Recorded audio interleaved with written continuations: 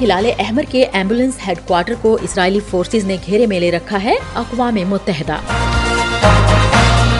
امریکہ کے عراق اور یمن میں اہداف پر نئے حملے، ایرانی حمایت یافتہ ملیشیا گروپ کو نشانہ بنایا گیا، امریکی محکمہ دفاع۔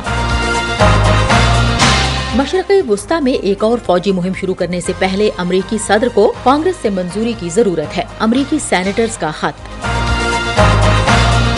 وائس آف امریکہ واشنگٹن سے اہم خبروں کے ساتھ سعدیہ زیب رانجھا۔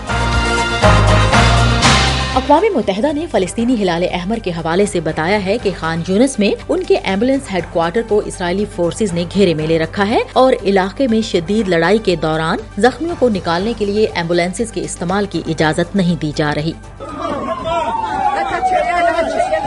اقوام متحدہ کے ترجمان اسٹیفن دویارٹ نے بتایا ہے کہ فلسطینی ہلال احمر کے مطابق اسرائیلی فورسز نے مبینہ طور پر العمل ہسپتال اور ایمبولینس ہیڈ کوارٹر کے آس پاس کے علاقوں پر حملہ کیا ہے، جس سے عورتوں اور بچوں سمیت وہ افراد بری طرح متاثر ہوئے ہیں جو ہسپتال میں پناہ لیے ہوئے تھے۔ غزہ میں امداد پہنچانے میں بڑی رکاوٹوں اور قحط کے شدید خطرے کے باوجود اقوام متحدہ کے ترجمان نے بتایا کہ 15 سے 21 جنوری کے دوران اقوام متحدہ اور اس کے معاون ادارے تقریباً $1.2 ملین کی خوراک غزہ کی متاثرہ آبادی تک پہنچا چکے ہیں۔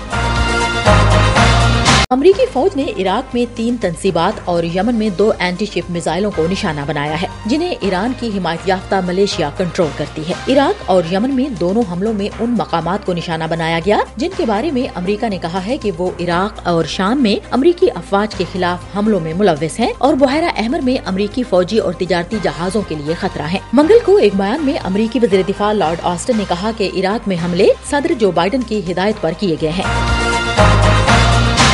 امریکی سینٹ کے 2 ڈیموکریٹک ارکان نے کہا ہے کہ یمن کی حوثی باغیوں کے خلاف امریکی فوج کی ایک اور مہم شروع کرنے سے پہلے امریکی صدر کو کانگریس سے منظوری لینے کی ضرورت ہے۔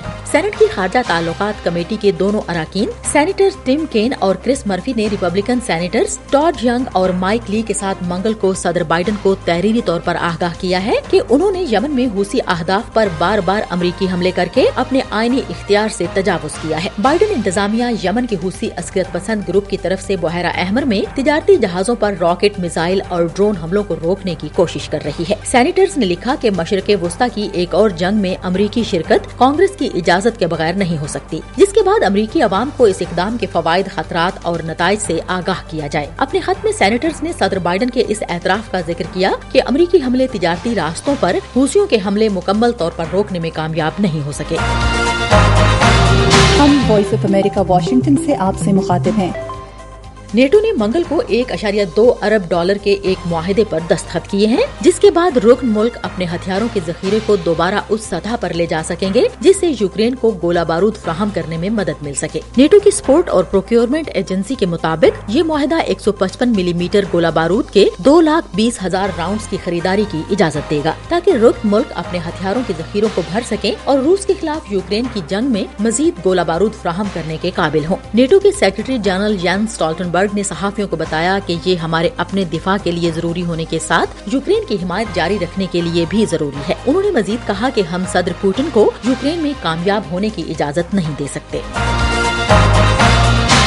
اور امریکہ میں نومبر کے صدارتی انتخابات کے لیے نامزدگی کی دوڑ میں شامل ریپبلکن امیدوار سابق صدر ڈونلڈ ٹرمپ نے ایک اور اہم کامیابی حاصل کر لی ہے۔ ٹرمپ نے منگل کو ریاست نیو ہیمپشائر میں ریپبلکن پرائمری مقابلے میں مد مقابل نکی ہیلی کو شکست دے کر پارٹی میں اپنی پوزیشن مستحکم کر لی ہے۔ نیو ہیمپشائر پرائمری میں شکست کے باوجود نکی ہیلی نے صدارتی نامزدگی کی دوڑ میں رہنے کا اعلان کیا ہے۔ صدر جو بائیڈن نے کہا ہے کہ نیو ہیمپشائر کے ابتدائی نتائج سے یہ واضح ہو گیا ہے کہ وہ 2024 کے صدارتی انتخابات میں اپنے 2020 کے حریف ڈونلڈ ٹرمپ کا مقابلہ کریں گے۔